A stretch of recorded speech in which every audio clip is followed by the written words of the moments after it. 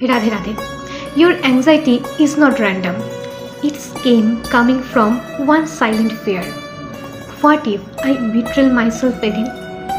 যেটা ছোট্ট এক্সাম্পলের মাধ্যমে বোঝাই, হিলিং মানে পারফেক্ট হওয়া নয়। হিলিং মানে হলো নিজের উপর ডিপেন্ডেন্ট হতে শেখা।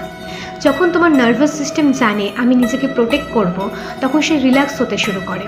আর এটাই হচ্ছে সেলফ ওয়ার্থ। কোনো ফিলিংস না, একটা ইনার রিলেশনশিপ নিজের সাথে।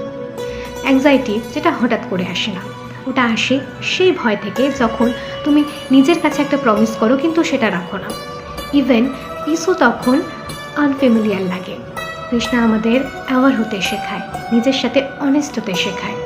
প্রতিদিন একটা ছোট্ট প্রমিস রাখো, একটা বাউন্ডারি প্রোটেক্ট করো।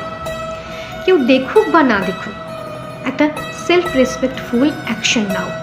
আর এই কনসিস্টেন্সি তোমাকে তোমার নতুন আইডেন্টিটি হয়ে যাবে বা নতুন আইডেন্টিটি তৈরি করতে হেল্প করবে। সেলফ রেসপেক্ট একদিনে মরে না, ওটা মরে ছোট ছোট বিট্রেলস থেকে। তুমি যখন তোমার গাট ফিলিংকে ইগনোর করো, নিজের বাউন্ডারি ক্রস করো, ইভেন যখন যে জিনিসগুলো তোমাকে ড্রেন করছে সেখান থেকে বেরিয়ে আসতে পারো না, কমফোর্টকেই নিজের সেলফ রেসপেক্টের উপরে রাখো। তারপর আমরা ভাবি আমরা এত উইক কেন।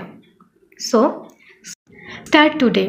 Keep one small promise to yourself and trust return when action become consistent. Save this reel. Share with someone who really need this to rebuild their self-trust and follow for more daily clarity and inner strength. Hare Krishna.